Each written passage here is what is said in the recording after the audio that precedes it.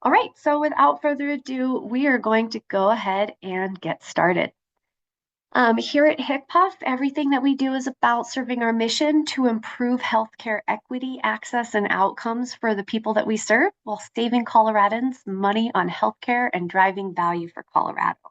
We hope that you see how CFC accomplishes this mission of improving access and outcomes for our members.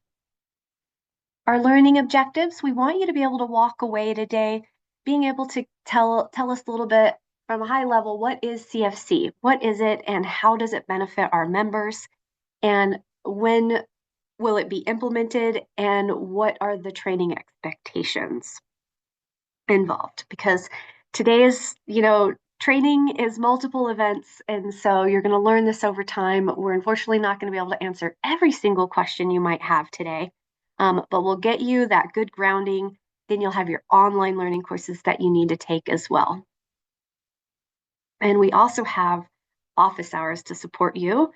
Post all the training that goes on, we're having office hours every 2 weeks where we want you to come and continue to ask questions when things come up.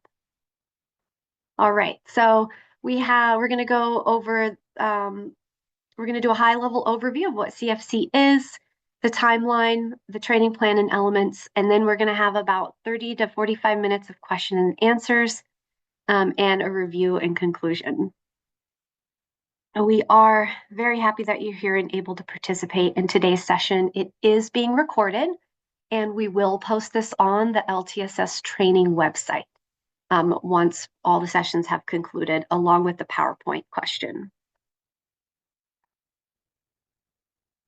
All right, so what is community first choice? What have you've heard about it? It's this mystery thing. Let's go ahead and dive into what community first choice or CFC is. We're going to watch a short video here. Thumbs down if you can't hear. Hi, I'm Emma, a case manager for Health First Colorado. I'm excited to introduce you to Community First Choice, a new option under Colorado's Medicaid program. Based services for eligible Medicaid members in Colorado. Whether you need help with personal care, homemaking, health maintenance, or other available services, CFC offers eligible members greater choice and flexibility. It helps make select long-term care services available to more Health First Colorado members, not just those on home and community-based waiver programs. Health First Colorado members who meet an institutional level of care qualify for CFC. An institutional level of care means that a member would be at risk for needing facility-based services if they don't have access to community-based services. With CFC, you have the option to direct your own care. For select services, you can choose to hire, train, and manage your own attendants or work with an agency to handle these services for you. This freedom gives you more control over your care and who provides it. In July 2025, select services will begin to transition from home and community-based services waivers to CFC. When a member meets with their case manager for a care assessment, some services they were getting through a waiver may now be added to their service plan under CFC. When this happens, the same services will be removed from the waiver, but it won't affect the services members receive. It just moves them to a different program that's easier to access. And what's great is that all waiver members are automatically eligible for CFC. This transition simply means better access and more options. If you have questions, your case manager is here to help. Another great benefit coming your way is the Wellness Education Benefit. The Wellness Education Benefit, which we sometimes refer to as the WEB, provides monthly educational materials tailored to your needs, helping you manage your health, stay engaged in your community, and reach your personal goals. Each month, you'll receive easy-to-understand articles on topics like adaptive exercise, nutrition, and community resources. The Wellness Education Benefit does more than educate. It keeps you connected to your waiver services. Talk to your case manager about all the benefits of the service. Have questions about Community First Choice or the Wellness Education Benefit? We're here to help you navigate these changes and make the most of your benefits. Reach out to your case manager or visit hcpf.colorado.gov. All right, that was the video. Hi, I'm Emma. that was our little introductory video for CFC. That's from the perspective of the member. Later in this training, we're going to actually share that link with you along with the CFC homepage, and I highly suggest checking those out. They're full of great resources and just more information. So let's go ahead and dive into the goals of CFC. So CFC promotes that self-direction, allowing for increased choice and control, and keeping person-centered practices at the heart of this program. CFC allows members the option, more control over how they receive their services, access to service delivery models that allow them to control their own budget, select and dismiss their attendance, and provide training for the people who provide their care if they so choose.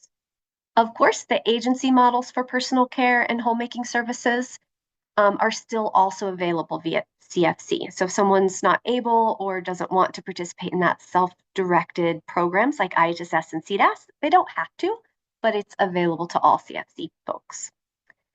CFC allows eligible Medicaid enrollees to receive services in their own homes instead of an institution. These services allow for that alternative to institutional placement.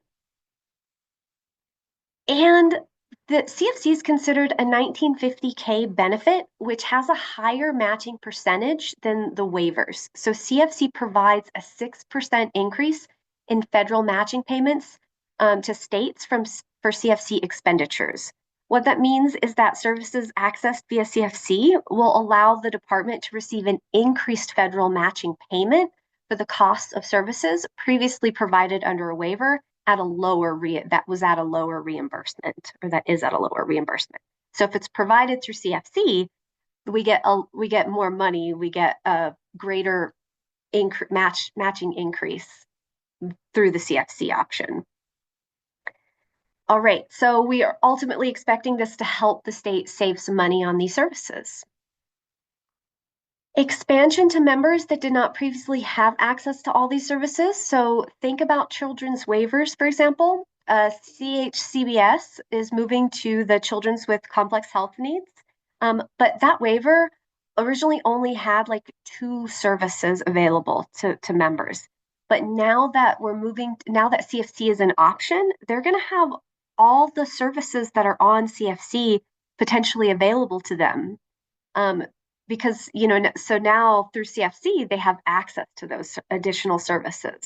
And children's programs, they're going to be the ones that are most impacted for those parent caregivers, right? Because they're really seeing an expansion of available services. And CFC allows more options for family caregivers to provide more care for their child through IHSS and CDAP. So if you work with children's waivers, you understand that some of those waivers don't actually have IHSS or CDAS, or they have it at a reduced capacity, like IHSS HMA only. Well, now they have IHSS personal care or CDAS personal care, that option. All right, so why now? That's a good question. So in previous trainings, you asked this question. And the reason why it's happening now is that this program has actually been advocated for by our stakeholders and legislators. They've been asking they've been asking for community first choice for like over 10 years, ever since it first became an option under the Affordable Care Act. And CFC was actually originally slated to be implemented around the time of COVID.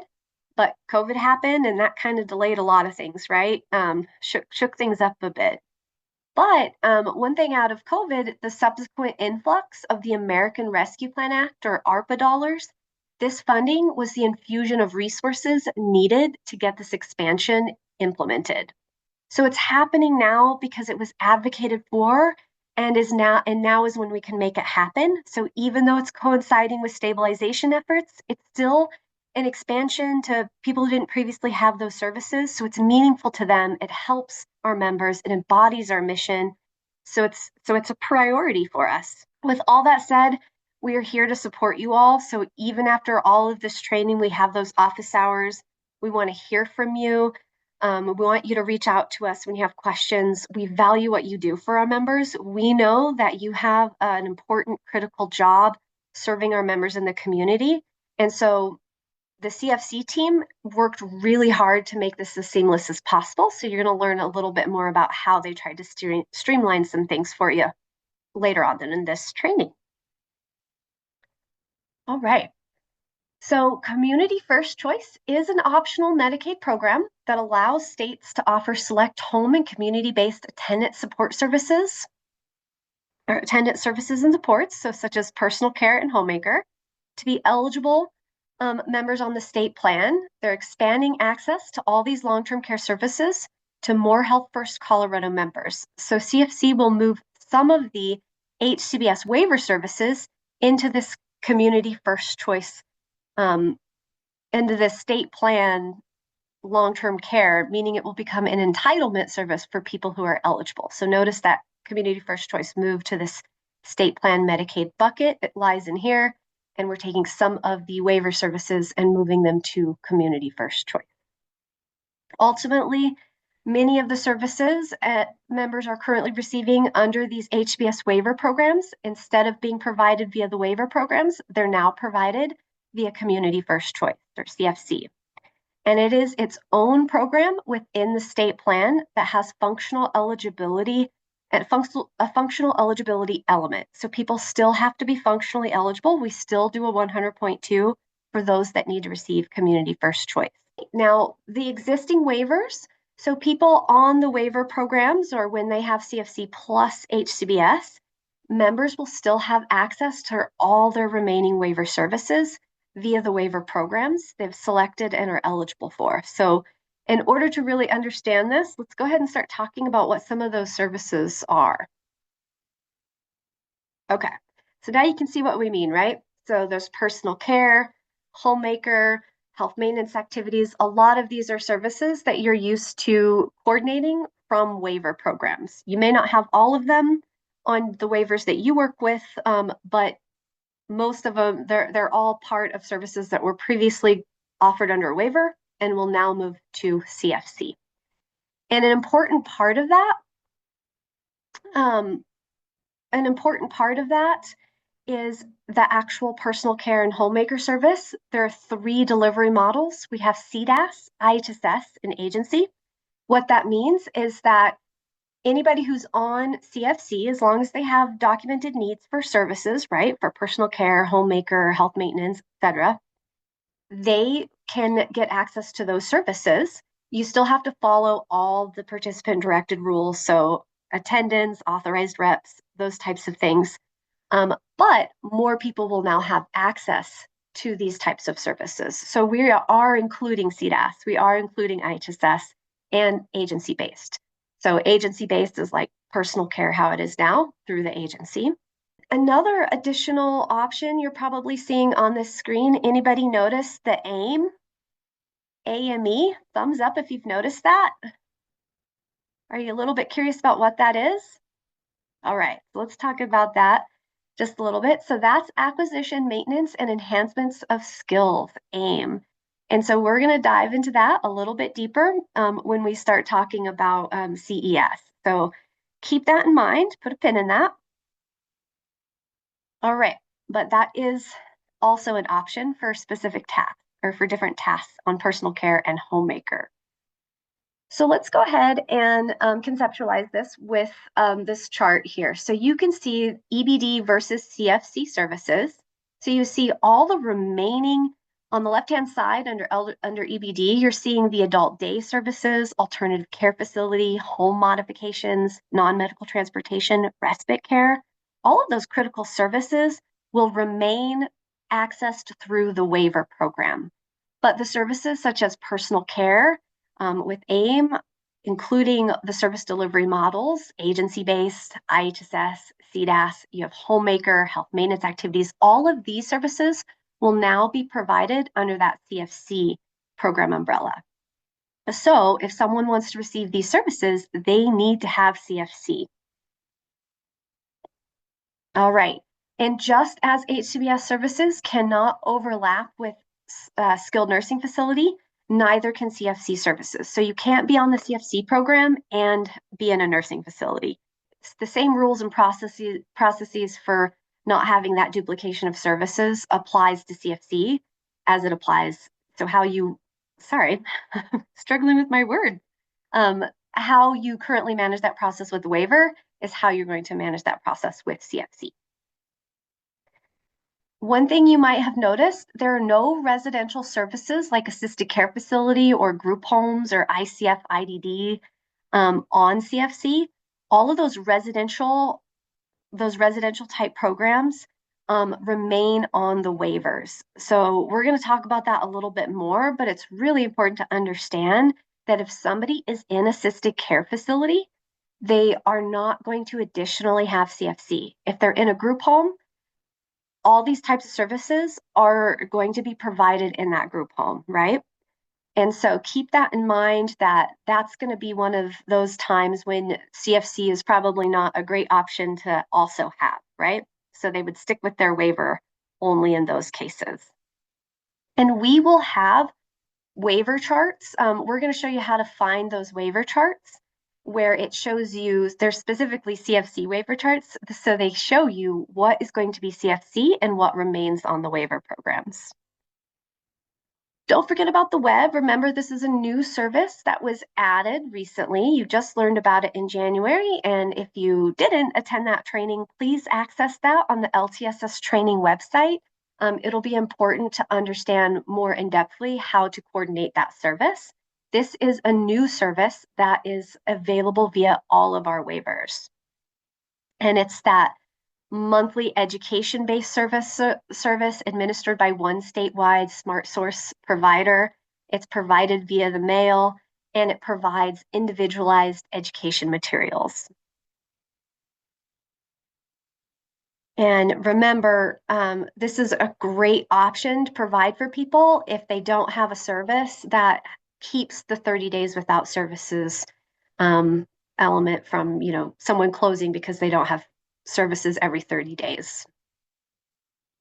Okay, so let's look at a scenario. Let's say we're talking to a member that's in their continued stay review. You're calling them up for a home visit and you're telling them, hey, there's this new program we got to talk about because it's your annual reassessment, right?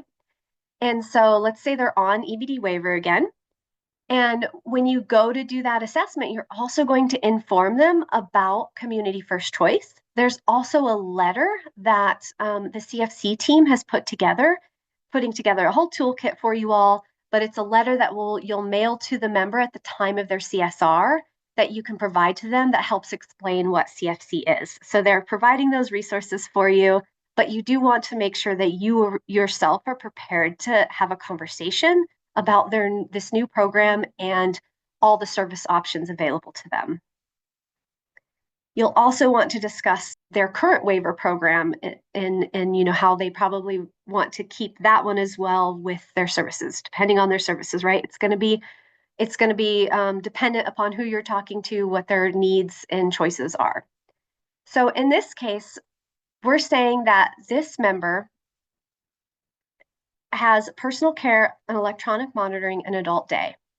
When they move to CFC at the continued stay review, you're going to talk about the CFC and you're going to let them know that they actually need to receive their personal care and their electronic monitoring or PERS, personal emergency response systems, through the CFC waiver. So they'll have to have this program in order to continue to receive those services.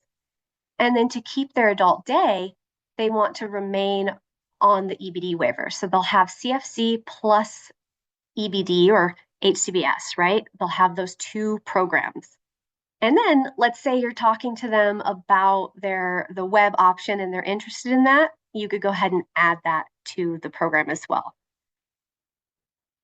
So you would coordinate services similar to how you are coordinating them now.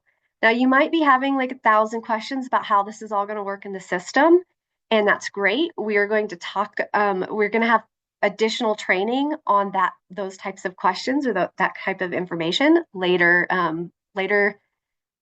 in another session for you. So don't forget to sign up for all your trainings, right?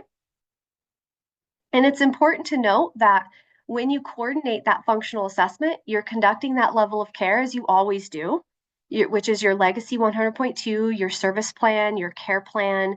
You're going to have one functional assessment one service plan, one care plan, and even one prior authorization or PAR for both programs.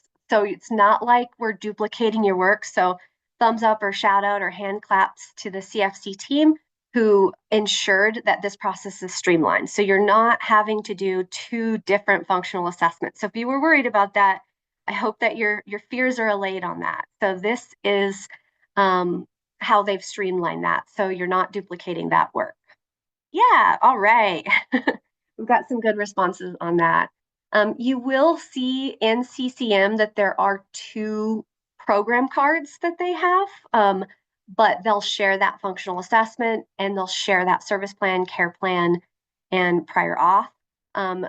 You will see two program cards, but they share everything else. They even share the same cadence of monitoring. So when you're doing a monitoring for EBD, you're doing a monitoring for CFC for those continued stay reviews. Now, if you have CFC only, you would also do monitorings at the same cadence that you would have done them if they remained on their EBD waiver. So it's not really additional work that way. All right. So just wanted to throw another example out there about the Children's Extensive Support Waiver, the CES. You can see there's still lots of services on that waiver, in addition to the community first choice services that they now have. There's not really been personal care as an option on CES, but now they can get personal care. They could get personal care with CDAS, or their personal care through CDAS or IHSS, right? So a participant-directed program. So that's a great demonstration of how it's expanding access to these types of services for our members here in Colorado. All right, and specifically for CES, if a member has a demonstrated need for personal care or health maintenance activities or a homemaker service, they now have that also through CFC. So that type of service is provided through CFC. But note that Homemaker Enhanced, that was formerly on the CES, that habilitative part of that service will transition under Homemaker with AIM, Access, Acquisition, Maintenance, and Enhancement of Skills. So I mentioned that earlier. That's where you're seeing this come to life. It's that habilitative part of that service will now be an AIM task for Homemaker or personal care. So wherever they have that enhancement of skills, that's where you're going to incorporate that piece of it. Extraordinary cleaning, though, that remains on the CES waiver service. So extraordinary cleaning will remain as part of a waiver program. So if they needed extraordinary cleaning, they would need the waiver program.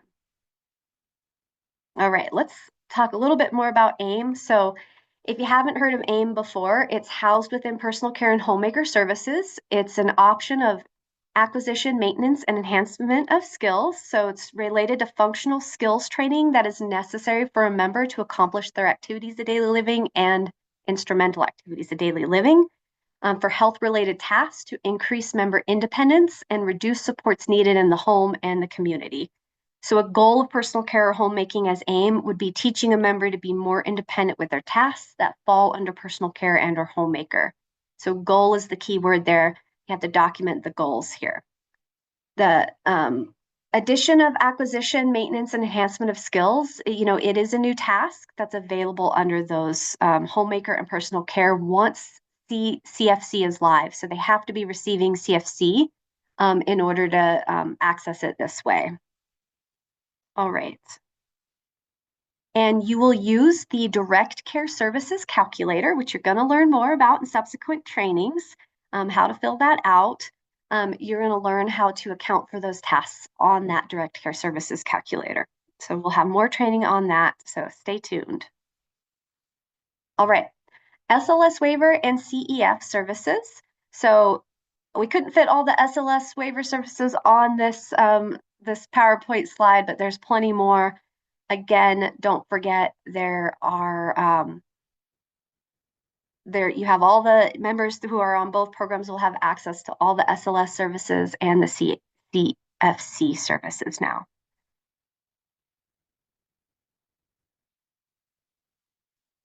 Okay, so SLS waiver, some important note important updates about the SLS waiver program in adults with IDD. So, so service plan authorize the service plan authorization limits, or SPALs, they apply to HCBS SLS waiver services such as personal care, homemaker, respite, day habilitation. Effective July 1st, 2025, that's when CFC goes into effect. SPALs will be eliminated for new SLS waiver enrollees. So you want to remember all personal care and homemaker services are moving to CFC for all the waivers. So there are no SPALs for CFC services. So I'm going to say that one more time. There are no SPALs for CFC services. For established SLS waiver participants, SPALs will phase out at their continued stay reviews when CFC services will also get discussed and added to their care plan. Now, it is important to note that existing unit limitations for specific SLS services will be maintained. So, for example, the 4,800 unit limitation for day habilitation, that still applies. The overall waiver cap continues to also apply for SLS. So for those of you who work with SLS members, this is a pretty big change. We have Lori here to help us answer questions. So if you have some additional questions about this, feel free to pop those into the Q&A and Lori will get those answered for you in today's session. So, and if not today, then she'll take it back, but we'll get you that answer. Anybody here work with SLS members? Thumbs up. We got a couple? All right, yeah. So relevant, very relevant information to y'all. So thank you for being here and don't be afraid to ask your questions. Okay, so the developmental disability waiver and CFC services. So the DD waiver members all have residential habilitation, which is 24/7 access to the same kinds of services that CFC offers. So remember, we cannot have any duplication of services. So therefore, DD and CFC are a highly unlikely combination. So that's why you're not having CFC services on HCBS and CFC. There's no duplication of services. It's all moving to CFC, right? But DD is residential habilitation, and all those same types of services are provided already. So you're not really going to see a combination of DD and CFC except in two very uncommon scenarios where DD members might need a transition. So the only two services that they would ever take advantage of are the transition services and the home delivered meals. And that's in the situation when a DD member is moving from an institution, ICF IDD, or nursing facility to an individual residential services and supports, IRSS own apartment, in which case they can receive both transition setup and the home delivered meals, right? Or moving from a group home or a host home to that IRSS own apartment, and in which case they would only receive home delivered meals. So it just means that it's a highly unlikely combination. So use caution. Don't go crazy duplicating services, right? We must not duplicate those services. So please, if you work with DD, if you work with members on the DD waiver, please keep that in mind. Another warning we have for you is if you, oh, great. Thank you so much for that thumbs up. I appreciate the participation there. Another kind of like thing that we want you to keep in mind is let your manager know if you need additional training, because CDAS and IHSS and personal care and homemaker, all these services, if you've been working on a waiver where that wasn't available, you might not know how to coordinate those services. And so you will want to sign up for that vendor training, you want to make sure that you're signing up for or taking training, seeking out training, co-learn, and with our vendors on any services that you're not used to coordinating for those CFC services. So don't be afraid to reach out to us and ask us about any resources that we have as well. We'll be happy to share those with you. It's also important, just another reminder, participant rules still apply. And so the training on these services are required, right? So if you're going to be coordinating CDAS and IHSS where you've never coordinated coordinated them before, make sure that you are signing up for those trainings and reaching out to your managers. All right, eligibility and CFC. This is our next topic. So while CFC is similar to our waivers, it's not a waiver, but rather a state plan benefit. So additionally, CFC has zero targeting criteria. So our HCBS waivers, they have targeting criteria, but CFC doesn't. As a case manager, you should be aware that members have to be both functionally and financially eligible for CFC. So they have to meet that institutional level of care threshold. What you might not know is if you're a newer case manager, is that HBS waivers increase financial thresholds for financial eligibility for Medicaid. So in layman's terms, in order for people to get Medicaid, they can only make so much money per month, right? So people who make too much money either can't get Medicaid or they need to additionally be eligible for a Medicaid via another means. The waivers increase the amount of money a person can receive per month. So this is a super simplified version of that. So it's much more complicated, but for today's purposes, it's going to help make up the point that while CFC services will require the same level of care functional assessment as an HBS waiver, meeting level of care for just CFC doesn't increase the financial eligibility needed for Medicaid, and members must be eligible for Medicaid in order to receive the state plan benefit of CFC. So we need to be mindful that there are a large portion of our members, some 20,000 people across the state, that have financially qualified for Medicaid because they have met the functional eligibility for the waiver program. So because they met that functional eligibility, that means that they had that higher income threshold. So if someone were to drop their waiver to continue on with only their CFC services, they could lose their Medicaid and thus all their services because they're now no longer financially eligible without that waiver program. And because they no longer meet the income threshold required for state plan Medicaid. Because people who meet institutional level of care need services in the home to remain out of an institution, which is much more expensive than in-home services, we are encouraging members to keep both their waiver along with CFC as needed and eligible. So they will essentially have both programs. They will have their waiver services in addition to the CFC services. All of this helps ensure that they remain eligible to continue to receive their services, saving the members from going off their waiver and then having the shock and financial issues of potentially losing both their health insurance and in-home services that keep them out of an institution. It will also help you as case managers and CMAs from spending a bunch of extra time and resources sending notices of actions and having to go back out and reassess them, get them back onto waiver and back into CFC and back onto Medicaid. That would be a lot of extra work and heartache for everyone. So let me be clear. You as case managers are not responsible for knowing how to determine financial eligibility for members. But just as you need to know, like when you go to complete a post eligibility treatment of income or PETI, you have to ask your member, hey, what are your income resources? How much, do you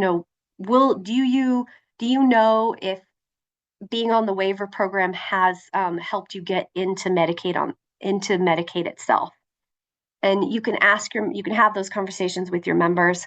We're also working on some resources to provide you to show you where in the system you might be able to look, as well as just give you clues as to where you can kind of look up that information without feeling like you have to be a technician to know all of that, because that's another whole nother job, right? Okay, so this chart here, it's a very general chart, and you can see it's looking at individual income and assets in 2024. Those, can get updated. So you don't want to just keep this one forever because thresholds change, right?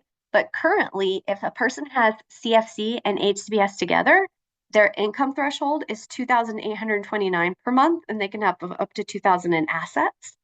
And for children, they're only looking at the child's income and assets that are counted. So only child's income and assets are counted when they have CFC and HBS waiver. If it's a CFC only, so household income must not exceed that 133% of the federal poverty level. So they can make up to $1,669 a month for a single person, or that $3,458 a month for a household of four.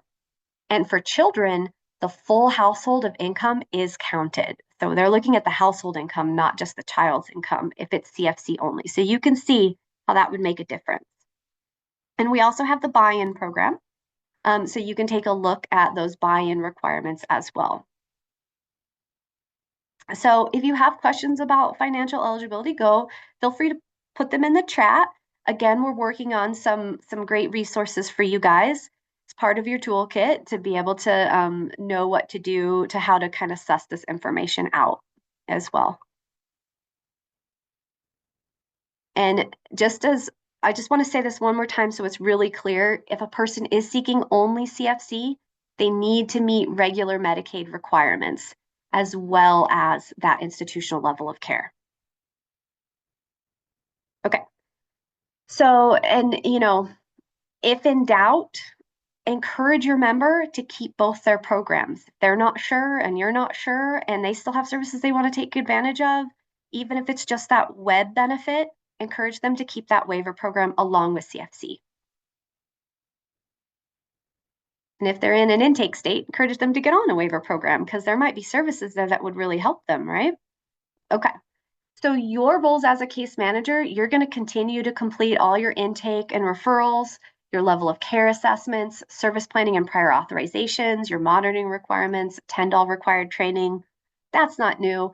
But what is new is knowing and being able to communicate eligibility requirements and services available through CFC. Basically just letting them know, like, hey, if you are not, if you don't keep your waiver program, that does mean that you need to qualify for regular Medicaid. Understanding the CFC processes and workflows, learning the CFC fields and CCM and bridge systems. So those are your new responsibilities for CFC. All right, we're going to talk about timeline. We have 2 dates. How many of you work ahead? So if you have a July 1st certification start date, you actually do your functional assessment. Yep, early, right? You don't wait till July to do it because it's due in July. Very good. So when this program, we have 2 dates because if you're in intake and someone's just getting onto the program, and we're going to, that July 1st certification start date is when this CFC program starts. So whether it's CSR or intake, services can't start until July 1st. So if you're doing home visits right now, you wouldn't be coordinating CFC for them yet because that's not their certification start date. It would be too early, right? It has to be July 1st or later. Now in April and May, when you're doing these functional assessments, that's when you're going to run into the July 1st certification start dates. And so that's when you want to use CCM. You want to use the 100.2 and the CCM program cards that will get generated for CFC. Now, right now, we're not implemented yet. We're expecting implementation for April to be mid-April to late April. And so we're asking, if you're working that far ahead, if you're really on it, we are asking you to hold doing those assessments that have July 1st start dates until the department says go for it, until the department gives the go ahead. And they will communicate that to your leadership, and your leadership will communicate that to you when you're ready. When it's ready for CFC to happen. Otherwise, if it's normal, it's not a certification start date of July, it's business as usual. You're going to do your regular waiver program functional assessment. And if you're an intake, you are only going to do assessments for CFC once they're going to have a July 1st or later start date. So that's when you'll be able to do those services, or that's when you'll be able to start adding CFC. And again, you also, it's going to start happening. We'll give you notice. The department's going to give you guys notice sometime in April when we're ready to go live. All right. In the event you have a member or a member's legally responsible person asking for CFC after July 1st, but prior to their continued stay review, so that might be because their HCBS waiver doesn't offer the current CFC service programs, In the event you get this kind of request, you're going to need to evaluate if they've had a significant change in condition that would warrant a new level of care assessment to appropriately document their needs. So perhaps it's a significant change in the individual support system, medical, physical, or psychological condition, or living situation, including any hospitalizations, emergency room visits, emergency room admissions, or at risk of placement in an institutional setting, such as a nursing home or intermediate care facilities. So if it doesn't arise to the necessity of doing a new level of care assessment, a conversation should be had with the member to determine if a regular service plan revision to existing services, maybe increasing personal care or something like that, is you're able to do that. If it is a significant change and would warrant an unscheduled assessment, you can and should complete a new CFC plus HCB enrollment. This will require a new in-person level of care assessment, though, because HCBS and CFC certification start dates must align in the system. So the current HCBS assessment would have to end, and a new certification span with their HCBS waiver and their CFC program would begin. So please make sure that you understand that if they cannot wait until their scheduled assessment, a new functional assessment will have to be completed and a CBMS financial review will get triggered. This is a lot more than a revision because certification spans must always align in the system for HCBS and CFC. Because remember, they share that functional assessment, they share that prior auth, they share the service plan, and they share the care plan. And we will have more details on this when we get closer to systems training. So we're working on a job aid for you all to be able to go through that process when it happens. All right, so just a quick recap. This was a lot of information for you, right? So important dates to remember: April 2025, the department will give you your leadership notice and they will let you know when you can begin doing those assessments for CFC cases or CFC with HCBS. In the meantime, you're going to hold off on doing those. July 1st is our next date. That is when CFC actually goes live. That's when members and providers can start delivering CFC services for those that have transitioned. Up to June 30th for existing members, services will be provided via the HCBS waiver. Past this date, it will then be CFC and HCBS, or CFC only. You want to note that for the majority of members, they might not see any difference in how the services are delivered because we're utilizing the same provider agency. So if you had personal care on your EBD waiver, people can keep their same caregivers, their same provider agency, and then receive that on the CFC program. July 25th to June 2026. So members are transitioning at their continued stay reviews to get onto CFC, or if their initials, instead of going on to a waiver, they could go on to CFC only or CFC with waivers, right? As they're onboarding past that July 1st date, certification date. But for continued stay reviews, in order to make sure that there's not so much work, an incredible amount of work for CMAs, we're not overburdening you guys with a ton of work, they've made it to where it's going to be rolling. So people they'll start receiving their services for personal care. All the CFC services will become available to them at their CSRs, with the exception of that one scenario where they might have an unscheduled, they have a need for an unscheduled visit. But if you have further questions about that, I encourage you to take it case by case. If you really have a member, contact us, reach out. And all right, so these services will no longer be accessible via HCBS once they move to CFC. So at their CSRs, they will no longer receive personal care, homemaker, PERS. That will no longer be available to them via HCBS. They need to receive it via CFC. So they have to add that program. And then after July, like June 30th, 2026, July 1st, 2026, they can no longer receive it. They'll no longer be able to receive these services that are provided via CFC. They will no longer be on the waivers. they will be provided via CFC. I hope that made sense. Sorry, my words. All right.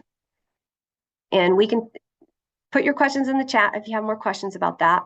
Training requirements, you've already probably taken the web. You've already probably taken the children with complex health needs. If you haven't, those trainings are both posted online now. So make sure that you go to that LTSS training website and watch those videos if you haven't already. And then mandatory training for CFC, you're here now. So you've got check box that one. That one's done. You can start we have 3 CFC web-based training modules. 2 of those are live now. The 3rd one is coming soon. We will let your leadership know when that one's available. Hopefully that's coming either Friday or Monday. We're going to make it happen. You'll have that one available soon. We have systems and bridge training. That's coming at the end of March. So if you're not registered for that, make sure you're registered. Reach out if you need help with that, but we'll drop the registration link. And then we have office hours. So these are optional. They're not mandatory, but you're probably going to have lots of questions. So please feel free to register for those now, secure your spots, and come and ask us questions and find out what you need to know in order to make this happen, right? We want to be here for you. And so now, without further ado, we need to get started. It'll leave us about 40 minutes for questions. And so we're going to go ahead and start. So if you haven't dropped your questions into the Q&A chat yet, please do so now, because we want to know what you want to know. And it looks like we have 3 questions left. People have been answering questions because we have an awesome team of people here today. And just give me a moment. All right, Eileen, are you able? I'm going to make you a co-host so you can come on camera and help us answer some of these. I think I am on camera. Can you see me? Oh, yep, I can. Okay, great. All right, Eileen, I'm going to let you answer some questions. Were there any themes that you were noticing that you wanted to start talking about first? Looks like we have a couple about CDAS and IHSS. Yeah, I will I think a bunch just came in all at once. So yeah, admittedly, I have not read them. But I can refer to Carly or Ryan. Otherwise, I can just start going through from the top if that works. Yeah. Let's start with some of these IHSS and CDAS, and we do have Amanda Smith here and Danny, I believe, and so they can also help too. So our first one is from Sally. If a member chooses to do CDAS and IHSS for CFC services and is on a waiver that traditionally doesn't allow for those, will they be able to use CDAS and IHSS for their waiver-only services? Excellent. Great question. So let me just read this just to make sure I'm understanding. If a member chooses to do IHSS or CDAS for CFC and is on a waiver, will they be able to use, I think the second part of the question doesn't quite make sense to me, but I will say, I think what I'm picking up here is, yes, if you are on a waiver now that doesn't have IHSS or CDOS as an option, once CFC rolls out, you will be able to assess that member for those programs. They will be able to enroll in either of those for personal care, homemaker, or health maintenance activities. And those models and services are moving from the waiver to CFC, so they won't be under specific waivers anymore. They'll be under CFC, but they'll be available to all waiver members. If that makes sense. Carly, Amanda, anything else you want to? We're getting a thumbs up. I think that's great too, Eileen, but I was just going to add, I think it's important to remember, right? Like IHSS and CDAS, the services that are available through that service delivery model are personal care, homemaker, and health maintenance activities. Those are the skilled care needs. So if you're thinking about utilizing IHSS or CDAS in that service delivery model for something like day program or community connector or one of those other waiver services, that can't happen, right? That's not what the change is. It's just allowing members who were in waivers that didn't traditionally have access to IHSS and CDAS, now they do have access to it. But it doesn't mean that all of their services can go under CDAS and IHSS. It still is only those 3 services that fall into those service delivery options. I hope that clarifies. Yeah, and we do have some additional CDAS, a theme of CDAS services. So yeah, let's go ahead and take on let's ask some of those. So how does having access to CDAS and IHSS affect relative CNAs or how members are qualifying for these services? Oh, great question. I'll go ahead and jump in on this one, and then Amanda and Carly, if you have anything else to add. So if you have a member that is using CNA services now, the implementation of CFC will not change how that member is receiving those services. They can still receive CNA services while they're on CFC, as long as there is no duplication of services. So, for example, if you have a member who is using CNA services but is interested in transitioning to IHSS, they can do that, or they can remain using their CNA services. So you'll just have to talk with your member about where they are and where they would like to go with those services and service delivery models. Thank you so much, Eileen. And we've got another one from Alana. Will parents of children have a cap on their IHSS hours available? Great question. There is no service cap under CFC. So short answer, no. Okay, thank you. All right, and so we're having some great questions about services in general. So we're going to go ahead and move to some of our unskilled.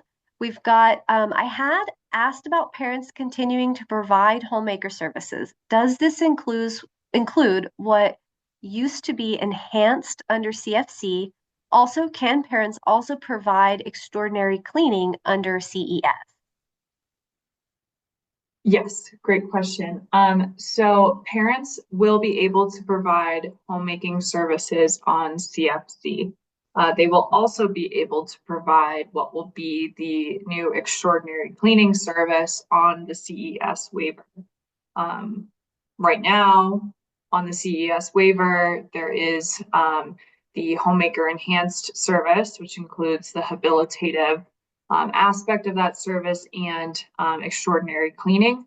The habilitative part of that service will be moving to CFC, but the extraordinary cleaning part will be left on the CES waivers, and a parent can still provide that extraordinary cleaning service on the CES waiver. Awesome. Thank you so much, Eileen. Okay, and our next question about a service is if clients want PCP or if clients just want PCP or homemaker service, do we need to tell them they need to have EBD or waiver services, I think, that they don't want? That way their Medicaid is not affected? Yes, that's a good question. So in this example, I would say, we don't want to promote, members having services that they do not need or want. That's certainly not the way that we want to go.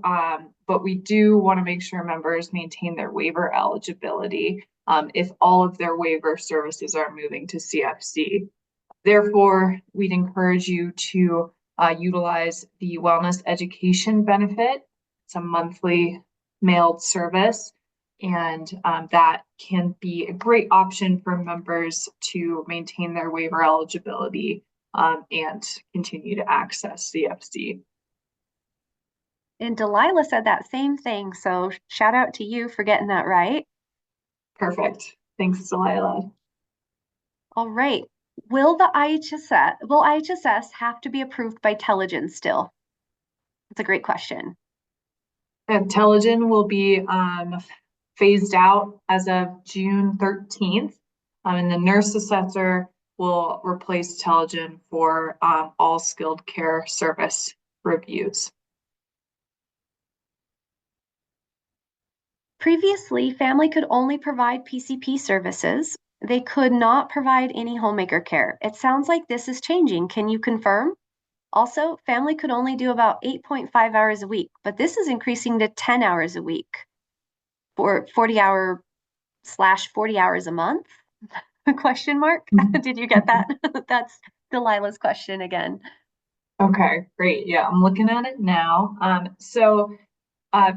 Yes, parents and parents historically and or currently can't provide personal care services to their child. However, that will be changing under CFC, and they'll be able to provide that service and homemaker if they so choose on CFC. And the hours that the question just got away from me. I think it disappeared.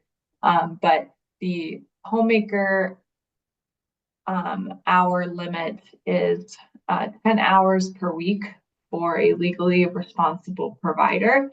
And Amanda, if you saw the rest of the question, I'm trying to find it now, but I think I might have been too quick to, but I'm finding it here. It's on okay. the answered, bottom of the answered. So also family could only do about 8.5 hours a week, but this is increasing to 10 hours a week / 40 hours a month. Question point? Yeah, I'm not so familiar with the previous homemaker limit, Amanda. I didn't think there was one, but can you chime in if that's the Hi, case? sure. Yeah, I think we may be referencing a fee specific to EBD. I think we're just talking about the 40-hour per week IHSS limit, rather than just regular agency-based personal care. Okay, thank you. And I'm going to tap in Carly. Is there any way I want to grab the links for Theodore for the future trainings? Do you mind taking the next question? Thank you so much. I can do that. So there was a question about the PMIP and that affecting start dates for initial enrollments. Maybe you do your assessment in April, you're waiting for your PMIP to come back. It comes back, it's signed July 1. What does that mean for how you're going to be enrolling that person? Well, as of July 1, those CFC options will be available. And so really our expectation and why we're giving you training now and in the coming months is so that you're prepared to provide options counseling for your members when you're doing initial enrollments and letting them know that some services are going to be available on CFC. Some are going to be available on the waiver. If you're doing an assessment now for initial enrollment, it's sitting there waiting, PMIP comes back 7/1, that means your start date can't be past or before 7/1. Then they're going to have the option to have CFC as you go through that enrollment process, and you'll have to be working with them closely to determine which waiver they're going on and what services are available to them, and possibly that they're going to be enrolled in both a waiver and the CFC program to access all of the needed services that will meet their needs. But we wouldn't want to be authorizing, and you won't physically be able to authorize any CFC related assessments or services on your PAR or service planning until you have a 7/1 start date or forward. So it is kind of a unique time, this transition period, while we're waiting for intake and initial enrollments.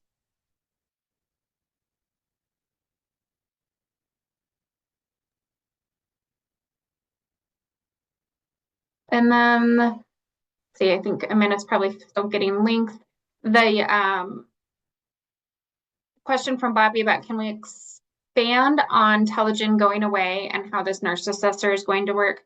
There's going to be additional nurse assessor information and training in the coming months.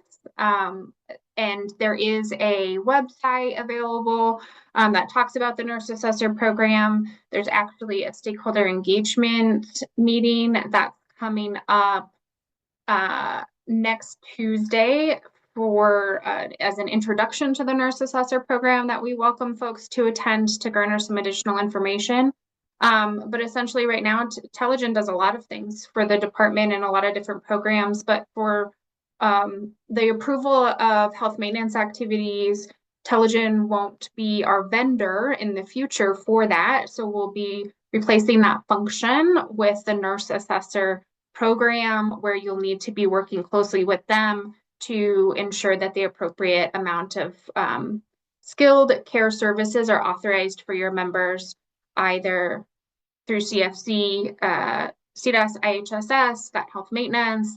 They'll also be working to authorize other skilled services that are not considered part of your waiver or CFC. Thank you so much, Carly. We have a theme of how homemaker works in relatives. So I'm going to let Amanda Smith come off mute and just tackle all of that because you explain it so well. So let's go ahead and get those ones answered. Thanks, Amanda. Yeah, it seems like homemaker, and also I'm seeing a lot of just generally parents, family members providing care, that kind of thing. So happy to chat more about that. Specifically, I want to call out the question from Michelle: is there a limit for parent providing personal care? I think that we are very used to having our personal care limitations, homemaker limitations, and we have our family members. So we shifting our thinking a little bit where in general, all services for all caregivers to include family members will be following a 16-hour per day per member collectively limitation. When we look into a legally responsible person providing homemaker, that's when we have that additional limitation of the 10 hours per week. So overall, there's not that limitation that we're used to of that 40 hours per week of personal care that we traditionally see in IHSS. So this will be changing. Hope I touched on those key pieces. And I also see another question about spouses providing care.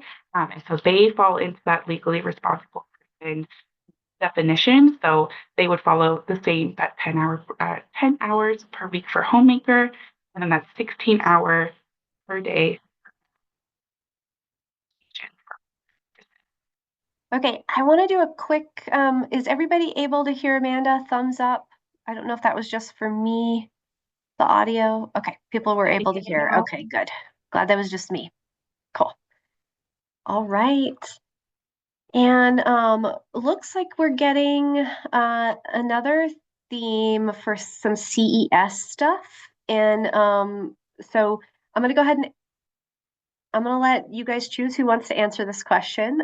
Will the providers help differentiate between homemaker services for CES kids, such as a kid having the parent provide extraordinary cleaning on the waiver and the cleaning through CFC? How will we ensure they are logging those hours correctly through the waiver or through CFC? So there is now a cap on parent provided homemaker services, and is homemaker basic through CFC? Ooh. I could definitely take that one. So let me just read over it one more time, make sure I get all of that. All right, so we're talking about our basic versus enhanced homemaker under CES currently. So as we saw, that homemaker is transitioning over completely to CFC. For our CES kiddos, the basic is moving over to CFC. However, the enhanced homemaker piece is being broken down into two sections. So the habilitative portion of extraordinary cleaning, of enhanced homemaker will be moving over into homemaker and reflected in the AIM acquisition, maintenance, and enhancement of skills task, while the extraordinary cleaning portion will remain on the CES waiver, but be renamed to a new service called extraordinary cleaning. So what we traditionally know as extraordinary cleaning provided by that parent It's still similar. I would definitely say, Amanda, I don't know if you have a slide, the enhanced that we could share to kind of show that a little bit more, but we'll still continue to have the extraordinary cleaning portion that will be on the waiver remain in CFC. Just to touch on the Maybe other part. I think we are, your voice is cutting out towards the end a little bit. I'm not sure what's going on there. Just a second, let me fix that. No worries. Thank you. Okay, just give me a moment. Let's see what I have as far as slides. Do we want to, just that last part of what you were saying might be helpful to say that again if people put their thumbs up because they couldn't hear you, if they couldn't hear you. I think it is my internet, so I apologize, folks. I'm getting the slide up here. Okay, so we were talking about the CES. So you can see on this PowerPoint that in extraordinary cleaning, that remains on the CES waiver. And then enhance, or the AIM, it'd be an AIM task. So the habilitative portion of that skill building and that type of thing, the teaching and assessing and skill building would be provided via CFC, if that's what you were trying to show. I was, yes, that's exactly what I was trying to show. I'm so sorry that my audio is still getting warnings that my internet isn't great. So sorry, folks. Okay. Well, I think Eileen is here too. So if we need her to step in. And I think I saw someone asked about basic homemaker, and I'm pretty sure that would be like homemaker services, right? Okay, cool. We got the thumbs up. All right, let's see what other questions we have. We did have a theme of telogen. So if Carly or Eileen want to come off mute to talk a little bit more about some of these telogen questions. We've got like 3 of them. Will telogen still be the reviewer for CES? Who is going to approve over cost containment PARs instead of telogen? And I'm wondering, if I am enrolling in CES and CFC, will I be submitting to a nurse assessor and telogen? Both of them? So I'm going to let one of you ladies tackle those. Sure, I can step in. So again, telogen will be phased out as of June 13th. There will be a memo to come about the discontinuation of telogen at the department. So stay tuned for that. The nurse assessor will be replacing telogen to do skilled care reviews. So if you will only submit to to the nurse assessor after July 1st, 2025. But Amanda, it's not really submitting to them necessarily. If I don't know if that's the right word. They assess, right? They're Yeah, assessing for the skilled care. So it's kind of a right. different concept. It's Exactly. Yeah. But there's more training to come on the nurse assessor, so I don't want to misspeak about any of those processes, but yeah, telogen is going away.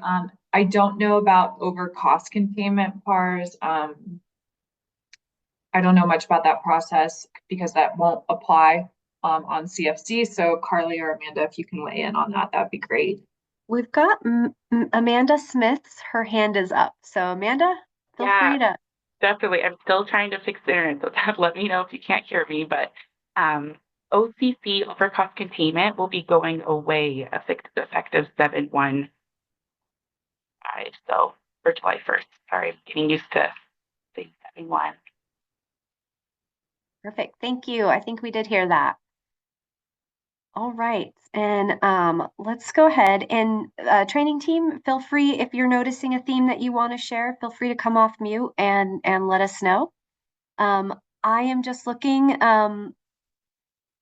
Derek King. Hi, Derek. Amanda, can she go over relative PCP again?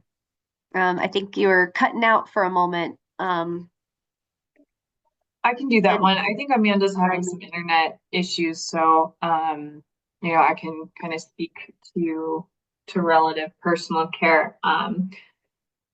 That will be because personal care on CFC is going to be, one personal care service for everyone, and family members, legally responsible persons, can provide that service to members. There really wasn't a need to continue with the relative distinction. So that service is kind of being collapsed more or less, and the 16-hour per day limit for all providers, all direct care providers, is what will be in place under CFC. So that relative personal care limit is going away. It'll just be the 16-hour per day limit for all providers. So if you had a current relative PCP, Eileen, and they were currently hired by that agency, they could continue to provide those services. They just don't have that 27 or that limit that there was before. That's correct. Cool. Thank you. And then I'd like to clarify everyone's questions regarding family members providing care if possible. I don't think it's been, oh, that disappeared. Okay. I don't think it's been made clear the differences between CHCBS and IHSS versus EBD and relative personal care. Sure. So, what exactly is the question, Amanda? Just distinguishing personal care on those two waivers? Yeah, I feel like it's a little bit two parts, right? Because children's HCBS is becoming the CHIN, right? Children with complex health needs. And previously, they only had IHSS health maintenance activities. And so family would usually provide that, right? So I think just clarifying the relative status of all of that. Okay. Yes, I think I see the question now from Kelly. Yep. So CHCBS, as you mentioned, Amanda, only allows for health maintenance activities.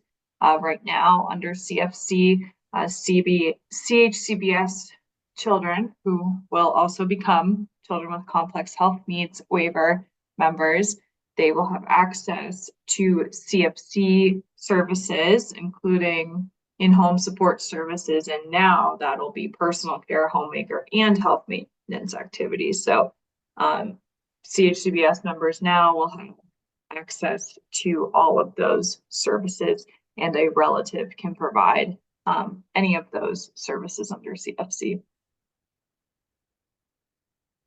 And I believe that age-appropriate guidelines will still apply, and the new direct care services calculator for children actually has that built in to their spreadsheet, so you can see the norms guidelines for age-appropriate members for children too, which is pretty neat once you learn more about that in Module 3 online. Okay. Amanda, I was just gonna jump in here too. I know there's a couple clarifying questions about the Telegen and CES. So some of you may know, some of you may not know that Telegen doesn't only do reviews for health maintenance activities, skilled care, but they also do reviews for CES members who are doing enrollment to determine whether or not that child meets our targeting criteria and the additional criteria to access that waiver. Those reviews for Telegen will not be going away. So if you have a CES child that's looking to access CES, you'll still be working with Telegen to complete those initial targeting criteria reviews and the review you submit to them every year after for that enrollment into that waiver or continued enrollment into that waiver. If that child is also looking to access CFC services, you would be doing their enrollment as a both HCBS plus CFC. If they need skilled services through CFC, then you would be working with the nurse assessor to authorize those services. So I know it's easy to get a little lost and confused when we say television reviews are going away on 7-1. That is true for skilled care service authorizations that will transfer over to the responsibility of the nurse assessor. But it is not true for all of the types of reviews that Telegen does for the department and for our various waiver populations. I hope that clarified I think there was a handful of you that were asking about the CES. Thank you, Thank Carly. you. Yeah, you Yeah. got some thumbs up there. And more training will be coming for nurse assessor, I believe. That'll be announced at some point. And then I wanted to, I'm seeing a theme about the 16 hours per day. And so we've got what if EBD members are currently receiving more than 16 hours a day of HMA or personal care through over cost containment? If we have EBD members receiving more than 16 hours per day due to their significant needs, that was approved through OCC. So just explaining the 16 hours per day, I think would be helpful, Eileen. Sure thing. So just kind of looking, is this Michelle's question? What you're referring to? So yeah, it was like several of them actually. Okay. And I think they're thinking that 16 hours a day is like the max that they can have, as opposed to being per any one given caregiver per day. Yes. See, you nailed it. You got it. But you can have so like if you have a caregiver or a family member, that's their attendant or a direct care worker, they're providing services. They can only provide 16 hours in a given day. And then if the member has needs, a documented need for more than that, they would just have to have a second attendant or a second caregiver or a third or however many necessary to meet their needs. All right. All right. Can someone just be on CFC? Oh, you already answered that. Correct. Okay. And I'm going to go ahead and. Oh, that's because I'm in answered. Okay. Do they need to have ARG approval? So for CFC only members, if your member is just interested and eligible in CFC services, they do not need a disability determination. However, if they are interested and want to pursue a waiver program, then yes, they still will need that disability determination. Nice. Thank you. And then the caps on extraordinary cleaning. So there was a question mark. I'm not 100% sure the full question of that. Can parents do both this service and also the 16-hour per day, 10-hour week max CFC? So I'm actually not 100% sure. Michael, do you mind responding to your question and just clarifying that a little bit more for us? Is there a cap for parents providing homemaker basic and homemaker habilitation on CFC? And I would say yes, right? 10 hours a Yes, so the hours are collective, so it can be a mix of services. And my guess is the homemaker, what Brianna is probably asking is maybe the extraordinary cleaning or is there a cap for parents providing homemaker and homemaker habilitation, which will be AIM incorporated into homemaker itself. So kind of one and the same there. It's all going to be under homemaker. And it's, for a parent, it'll be 10 hours per week for homemaking. Sorry if that was a little bit of a jumbled answer. I think the AIM part of it is what's a little confusing, but yeah, I hope that helped. Okay. You said 16 hours per day collectively, but it sounds like you just changed that directive to 16 hours per caregiver. It's per caregiver. Any one caregiver can't do more than 16 hours of care in a day, whether they're doing a combo of homemaker and personal care or health maintenance, right? They can't do more than 16 hours in a day. And if they needed more hours, they would need an additional caregiver. Right. So, individual providers cannot cannot provide more than 16 hours of care per day. That is health and safety requirement that we're implementing under CFC. So we don't want any one provider providing more than 16 hours of care to a member in a day, regardless of what that care looks like. So that's like the bigger 16-hour per day limit, but then a sub limit for homemaker specifically for legally responsible providers of homemaker. That limitation is distinct, and that is 10 hours per week.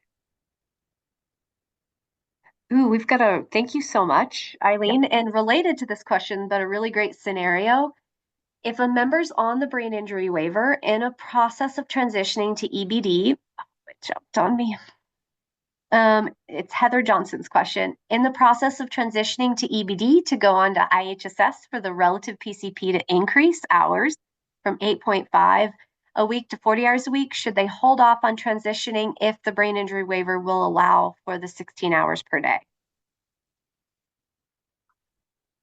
Let me read this one. If a member on the BI waiver is in the process of transitioning to EBD to go to IHSS to increase hours, so should they hold off on transitioning if the BI waiver will allow? So I think in this case, I would just say, for all waivers, that personal care is moving under CFC and will be subject to a provider having a 16-hour per day limit. But again, that is not a service limit. So, the member can get as many hours of personal care service as they need, as requires. So, I think, and Carly, correct me if I'm wrong here, but I would say, that switching waivers isn't really the question here. It's more that, your member will be moving to CFC and will be accessing the service under CFC. Yeah, and I think that, Heather, you're probably thinking, like, should we go through this transition to EBD, keep this person on BI? And I think the real question there is if there are services on the BI waiver that are staying on the BI waiver that member really needs, and that's why they're on the BI waiver. Switching over to the EBD just for the, increase in personal care might not be the most appropriate thing to do in general, but also knowing that transition is coming up for CFC, that should be part of the discussion that you're having with the member and figuring out for their service planning, right? That not really, is it going to be more work or less work, but like, what is the most appropriate thing for that member? They were on the BI waiver for a reason, and maybe they should really be staying on that BI waiver, knowing that this other assistance is coming through CFC. But that might not be for a little while for this member without knowing their start dates and their certification, where you're at in that transition process. We're in March, and July is a little ways away. And so that might be a really strong need for this member for their care needs. And so you'll have to weigh those things out with your member to make the best decision.